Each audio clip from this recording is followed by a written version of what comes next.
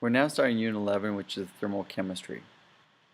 So first of all, we're going to talk about the nature of energy, thermal chemistry, and then exothermic and endothermic. So we started out talking about the nature of energy. Energy is capacity or the ability to do work. There are types of energy that I want you to know. One is kinetic energy. We've already talked about that. We talked about it a lot when we talk about gases, and that's the energy of motion. Radiant energy would be the energy from the sun. Thermal energy is going to be very, very close to radiant energy, but it's associated with random motion of molecules. The overall random motion of molecules, and so we see a bathtub of water would have more overall random motion than a cup of coffee, even though the cup of coffee is warmer. Chemical energy is where we're going actually for today, and chemical energy is actually for this unit. And we're talking about these energy stored bonds, so it falls underneath the category of potential energy. Potential energy, when we get the physics, we'll get more of this, and this is energy due to an object's position. Also, it's important to know the law of conservation of energy. The energy is, again, it says, the law of conservation says that the total quantity of energy in the universe is assumed constant, so it's neither created nor destroyed. All that happens is energy is converted from one form to another. We're going to go back again to chemical energy. We will emphasize that one more. So as we moved into this chemical energy, talking about thermal chemistry, we're going to talk about the study of heat change in a chemical reaction. And this heat is a transfer of thermal energy from one object to another. And this is where the actual chemical bonds come into play, because we'll realize once again that every chemical reaction is going to have exothermic and endothermic. And actually both happen in the same reaction, but it's just how we classify the reaction is which one's more dominant. Exothermic reaction is the energy is released. Exo, think of exit. So again, exo, think of exit. And so the energy is actually released in this one. So the energy is released from the system into the surroundings. So the surroundings is commonly going to be our water. As we take a look at this, commonly it is our water. So if we pay attention to it, we're going to actually see if the water is getting hotter, we know that the system was exothermic releasing heat. And so again, that's why we know it feels actually hot. Another way we can actually see it is the energy is actually on the product side, and it's an additional product. So again, showing that energy is a product, it is actually released. As we plot out this exothermic, and this is a plot that you need to be able to reconstruct here for yourself, and it will show up on the test. Basically, what I've done here, you better be able to reconstruct it as an important part. So as we see here, this is an example of a exothermic reaction. This is an example of an exothermic reaction, and so we see that the reactants have a higher energy than are my actual products down here. So remember that the higher the energy, the less stable. So as we go down here, realize again, products are lower energy than reactants, therefore the products are more stable. So the higher you are, the less stable you are. But when reactants go up, my reactants have a small activation energy. The small activation energy is again, activation energy by definition is the minimum amount of energy necessary to initiate a chemical reaction. And again, it's very, very small. It just has to get to the top of the hill and over, then the reaction can take place. It doesn't need any help. But what can happen here, we have the effect of a catalyst. And the catalyst we can actually see actually lowers or reduces the activation energy. The key thing about catalysts is that it can be reused. And we have enzymes, for example, in our bodies that we actually use in the process helping us break down food. As we see here, the difference, what we're going to see is that it's going to be the products minus the reactants. And so we see this, if this was at a value of 2, and my reactants had a value of 10 in terms of energy, 2 minus 10 is negative 8. So I see negative value, that means that my reaction is an exothermic reaction. Energy, again, is released. Be able to reconstruct this. Again, activation energy by definition is the minimum amount of energy necessary to initiate or start a chemical reaction. And a catalyst as the only thing that actually lowers the activation energy. Is the only thing that we'll talk about actually lowers the activation energy. In other words, it makes it easier for the reaction to actually occur. Endothermic reaction. Endo, now my energy is now absorbed back into the system. So now my energy is an additional reactant. It's an additional reactant. So it doesn't matter if it's delta H is positive or negative. When we talk about a chemical reaction, we're always adding an additional reactant or we're adding an additional product. But again, that terms. But in terms of delta H by itself, delta H positive is endothermic. Delta H negative is exothermic. Let's plot this one out. Same setup we have here. And now in this situation, we actually see, if you take a closer look at it, we actually see that now my actual reactants are at a lower energy than my actual products. So now my reactants are more stable.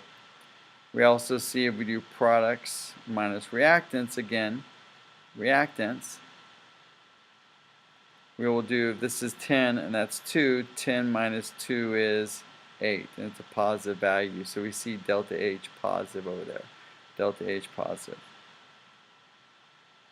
And that's representing an endothermic reaction. Once again, we have activation energy. Now we see the activation energy. Get to the top of the hill. The activation energy for an endothermic reaction is very, very high. It does not favor spontaneity. Spontaneity, again, it can take place without any help. Well, this requires a lot of help. So again, it has a very, very high activation energy. And again, we see that the catalyst still can actually lower that activation energy. Still in the process, and it can lower that activation energy, therefore speed up a chemical reaction. Now again, where does all this energy go or come from? It's actually the making and breaking of bonds. So let's go right back here, making and breaking of bonds. Remember this, I told you, making exothermic, energy is released, breaking equals endothermic, because you need to absorb energy to break a bond.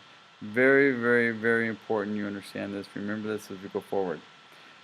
So with this, now we're going to talk about delta H, and our delta H is we're going to talk about a couple of horses, and the main things in our chemical reaction. One is delta H, and the other one we're going to be talking about. The second horse we'll talk about is delta S, but we're not going to get the delta S right this second. We're going to focus all of our attention on one of the horses, and this horse's name is enthalpy. We will get to delta S. Delta S, that horse has a name of entropy. We will deal with entropy and after we get done with our enthalpy. But again, like I said, at this point in time, we're focusing on delta H. One of the quick ways, the easiest way we're going to calculate it is doing the sum of the products minus the sum of reactants. And we know if our answer ends up being negative, we know the reaction is delta H. If our answer ends up positive, we know it, if our answer is negative, we know it's exothermic, and if the answer is positive, we know it's endothermic. Delta H is just energy per an amount, kilojoules per mole, it could be calories per mole, kilocalories per mole, there's a lot of different options. And as I take a look at this, I get my delta H, I give you an example of a chemical reaction. Now this chemical reaction, there's three ways I know it's exothermic. One way right off the bat is that my delta H is a negative value. That's the first thing it tells me that this is an exothermic reaction. The other reason why I know is that my energy is actually on the product side. That's the second reason why I know this is an exothermic reaction. The third reason is just the term combustion. Combustion, explosion releases energy. It's exothermic reaction. So I know that. Now, next I want you to know this. These two ways right here, again, highlight them, circle them. These are the two ways that we're going to go after delta H. We can't go after delta H using these ones down here, using bond energies and Hess's law, but we're not going to actually get to them in this unit. So we're going to go only after delta H. We're going to go after our first horse in these two ways. First, experimentally, and then second, using heats of formation. And this, the nice thing is I give you the data, I give you the numbers for this one. Delta H experimentally. Delta H experimentally, this is where we're going to get Q divided by an amount. Now we're going to focus on Q for a while here. Q equals MC delta T. And we're going to focus on Q by itself. We're going to focus on Q of the hot equals the Q of the cold. We're going to see the phase changes dealing with Q, where we have all those, we talk about in class about baby Qs, or these, again, partial Qs. And so we're going to talk about all those, and then we're also going to kind of consume it, bring it all back together, and focus on delta H. So that's where we're going to spend a lot of time on this section alone.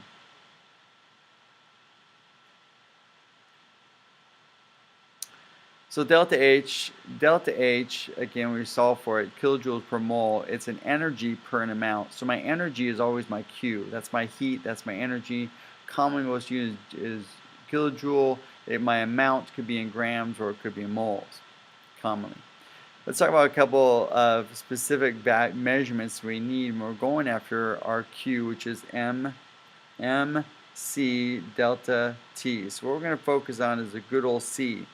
We're not going to use heat capacity. Heat capacity is the cousin of specific heat. We're actually using specific heat. But heat capacity, just in general, says the amount of energy necessary to raise an object by 1 degree Celsius. So it's joule energy per degree Celsius. Specific heat, just like the term implies, gets specific. Now I'm talking about not the energy just of an object, a certain amount of object, or specifically, I'm getting after a certain amount of the object, which is 1 gram. And so now my units change. I get more specific. It's just still joules per degree Celsius, but it's joules per gram degree Celsius. So it becomes more specific. That's my specific heat, and that's what we're going to plug in here. And the nice thing is I'll always provide those values to you. Specific heats are sensitive to the state of matter, meaning solid, liquid, or gas. So they do vary, and we'll see that as I give you other specific heats for water. We see a chart here. We see that the specific heat, the substance with the highest specific heat is that of water. Water is a very, very high specific heat, very, very important characteristic about water.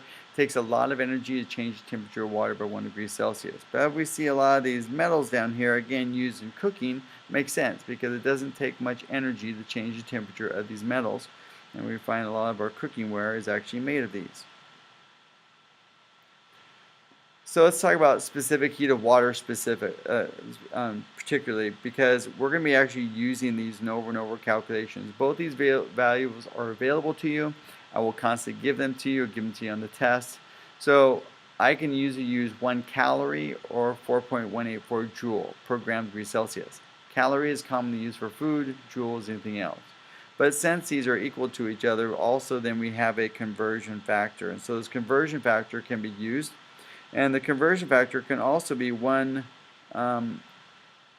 kilocal equals 4.184 kilojoule. So it also works for that as well. But we will be using this conversion factor. There will be times you'll need to use that. I provide it for you on the test. Now, like I told you, specific heat does vary based upon the state of matter. So specific heat of water is 4.184 joules, but ice is 2.06. And steam or vapor, or water in the gaseous state is at 2.02 joule per gram degree Celsius. We didn't talk about instances, again, what's going to have more of the high specific heat or the lower specific heat, and we talk about water. The first one, sand is very high specific heat, Sand has a low specific heat, and therefore it changes temperature very quickly. Therefore, sand down at the beach, we know it gets very, very hot easily. Steel pan versus water. When you're boiling water, again, the water takes a little bit of time to actually change temperature, but the steel pan changes very quickly. And then talking about pizza crust versus the cheese, and cheese is usually the part that burns us because it has a very low specific heat and changes temperature really easy. We talk about some calculations here. Make sure you know these calculations. We're just using the equation right now. Q equals MC delta T, and we're practicing it. You'll know this comes into play whenever you see a delta T. Okay, whenever we talk about a change in temperature, when I talk about, again, a final temperature. So when I talk about this stuff, you know MC delta T is coming into play. And we know that delta T equals T final minus T initial. That's the general format of it for our delta T. So looking at the first problem, we identify this, we identify information.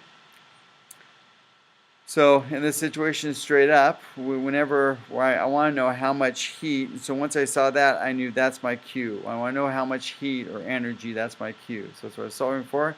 I knew the volume of water, so I knew the mass of my water, I knew my delta T, and a specific heat's a constant, and I provide that for you. It's just simply multiplying.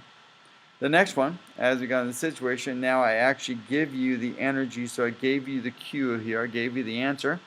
I also gave you the volume of water, which is, again, because of density of water We know that 1 gram is per 1 mil. So 1 gram and gram and mils are numerically the same. So if I have 200 or 2 liters, it's 2,000 milliliters, which is 2,000 grams. So you got to know all that stuff. So I know the mass of my water. I know specific heat of water. Since I'm working with calorie, I will use 1 calorie per gram degrees Celsius, so it matches up with my energy. The only thing is I do have to get energy, I have to get rid of the kilo. And then the only thing I'm going after here is I want to know what is the change, or what is my delta T. That's really what I'm solving for here. What is delta T? That becomes my X, my unknown. So it's really pre-algebra, plugging stuff in. I first again make sure that this matches up with this, right? They have to match up in order for units to properly cancel out in that process. So, and then that's my X. And so simply dividing by 2,000, I end up realizing that my delta T is 100 degrees Celsius. For the next one, we're going after final temperature. What I suggest first of all is just going after your delta T, and then we pay attention to this equation. So we're going to go after delta T. I won't necessarily worry about this portion right now. It's good to know, but I'm going to go after my delta T, and I'm going to pay attention to my surrounding. My surrounding is my water. And what did my water do? My water absorbed the heat. So it absorbed the change. So what I'm going to do is I'm going to I know the volume, so I know my Q. I know this, and I'm going to match up here. So I'm going to use that, and this became my X again. And whenever I solve for that, then I'm going to add it to that. Why? Because the water absorbed the change. So I'm going to add the change to degrees Celsius. So in this situation, I do this, I get 15. I want to add it into this, so I end up realizing, okay, it got up to 25 degrees Celsius. Use proper sig figs because it absorbed that change.